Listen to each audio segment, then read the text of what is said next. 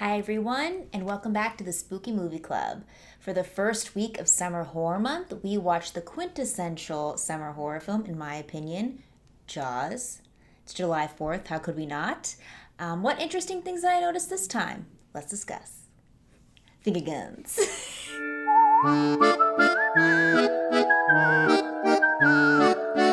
All right, like always, before we get into my three things, we have to read the back of the box, the description. If you find that boring, totally fine. I will leave timestamps below so you can skip ahead to next week's spooky movie or my three things, description, or final thoughts. Whatever you feel like, they'll all be down below. So the steelbook we have that I showed last week obviously doesn't have anything written on the back or inside even. It's just like a little card, but luckily we have another copy of Jaws. This is also the 4K version. I do believe this one was purchased first because the steelbook was sold out, and then we found the steelbook on sales somewhere. So then we also bought the steelbook because you just have to. If it's on, you just have to do it. Here we go. This is the lenticular cover. This one came with a book. That one didn't come with a book, which is sad. I guess you got the steelbook instead. But this has like a little art book with some descriptions in it.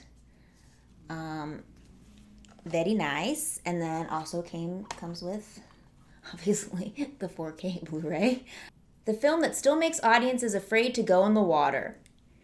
I know some people in this room would say that is definitely true. Okay, directed by Academy Award winner Steven Spielberg, Jaws set the standard for edge-of-your-seat suspense, quickly becoming a cultural phenomenon and forever changing the movie industry. When the seaside community of Amity finds itself under attack by a dangerous great white shark, the town's chief of police, a young marine biologist, and a grizzled shark hunter embark on a desperate quest to destroy the beast before it strikes again.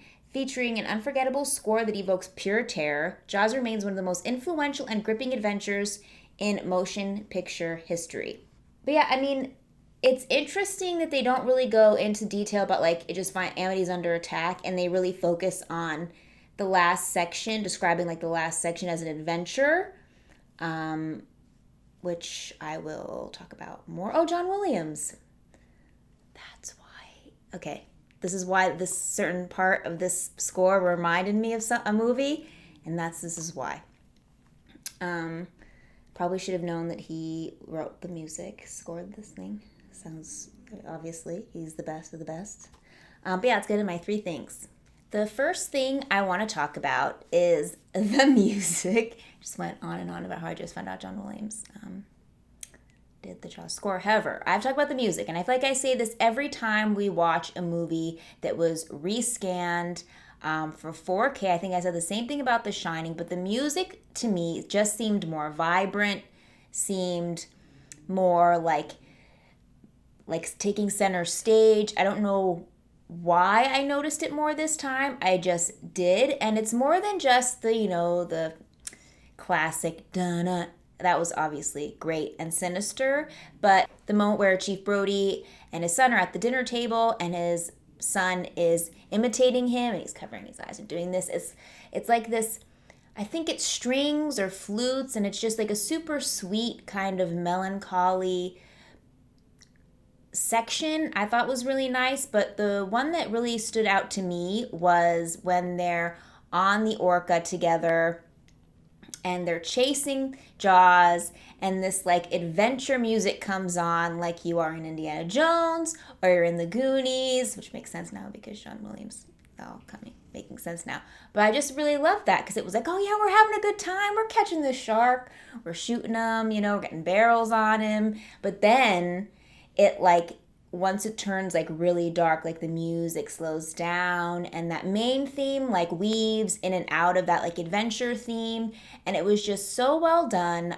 The epicness of the score was just amazing in my opinion, and I missed that. I feel like I don't get that at all with new movies anymore. I miss that kind of the score having this special place in a movie, and this scan, maybe it was just this watch, I don't know if it had anything to do with the the new audio, whatever they did with the audio, but It was wonderful, and I definitely recommend, if you obviously you've seen Jaws a million times, but listen to that adventure theme. I don't know what it's called. Maybe it's called the Orca. I don't know. We can look on the back of the record to find out what the adventure theme is called. But I highly recommend listening to that specific song because it's just so fun. And I think that a lot of people don't think of that when they think of Jaws. They don't think of that certain part in that music. They think of the dun-dun-dun, which is also great. But I think that piece of music is also very great. The second thing I want to talk about is that this movie was rated PG. I don't know why I thought it was like rated R, or at least PG-13, but it's only rated PG. And there's side boob.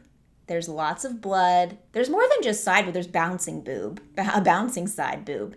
And there's lots of blood. There's children getting eaten and murdered in the water. So it was rated PG was kind of shocking for me because there's no cursing. I don't think there's any cursing, maybe some hells.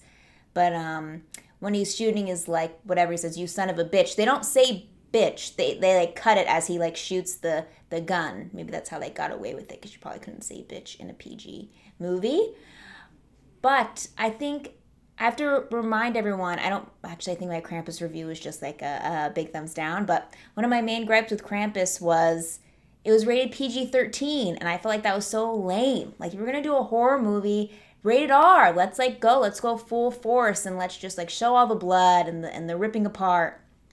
But this movie, maybe something different happened with the MPA, but I thought that they encompassed and showed everything that they needed to within this PG rating. There was blood, there was suspense, I think this movie more was like what you didn't see than what was shown to you. It was more like what's under the water, what's hiding in there, and it had a really good jump scare. So I think this just goes to show that a movie or a horror movie doesn't have to be rated R to be effective and scary and spooky. Let's say Krampus, that movie should have been rated R. I think they could have gone way off the deep end with that, but they didn't. But a story like Jaws, I think maybe because it's more like set in a reality of like, okay, can really happen, so you don't have to do too much to kind of people to infer with their brains what's happening. I think that they did a good job of keeping it PG, but also still keeping it scary. And the third thing I want to talk about is a specific scene that I always say it's always a famous scene, but I really took notice to it this time, really tried to notice the little details. And it's the first beach scene after they discover the girl had been eaten and Chief Brody wants to close down the beaches because of the shark attack. And then the mayor's like, no, it's a summer town. We need summer dollars. It was a boating accident. And then all the people are kind of on the beach and it's supposed to be fun. People are on the beach, they're having a good time, but it's like sinister music and Chief Brody's like really tense as he's like looking in the water and super nervous. And you're just waiting as the audience, you're just waiting to like, who's going to get it next? Is it going to be that lady in the inner tube? Is it going to be the couple standing over there? Is it going to be the dog? Is it going to be anyone? And they really do a nice job of like, I guess, red herrings of who's going to get eaten by the shark. And it's a long drawn out scene, but the tension, you're held for the tension. You're like, who is going to get it? And I thought that was super well done. Even like when the little boy gets chomped with the shark and they do that like super zoom in on Chief Brody's face, such an awesome shot. And it is just a great scene, super well done in terms of suspense. But I have to say, I don't think they gave enough time to mourn Pipit's death. They don't talk about Pipit at all. Okay, Pipit's, having a good time. He's, catching his little stick in the water, and he's like, Pipit, and obviously Pipit got eaten by Jaws. But then they show the little boy get eaten, and there's like this such realistic chaos too. Like everybody's screaming, adults are pushing over little kids. like don't even care about the kids, shove the kids in the water. There's actually this one really funny where this lady's just holding her child, like not even moving out of the water, just like screaming, and it all seems so realistic and also horrifying because you know that's what would happen. Adults would just be pushing children out of the way to like make it to the beach, like they wouldn't care about the children. But I think that Pippet should have gotten a little more mourning than just the little boy. Okay, even when they're going to like cut the shark open, he was like, I don't want to see the little boy spill out on the dock. Well, what about Pippet? Did you forget about Pippet? What happened to Pippet?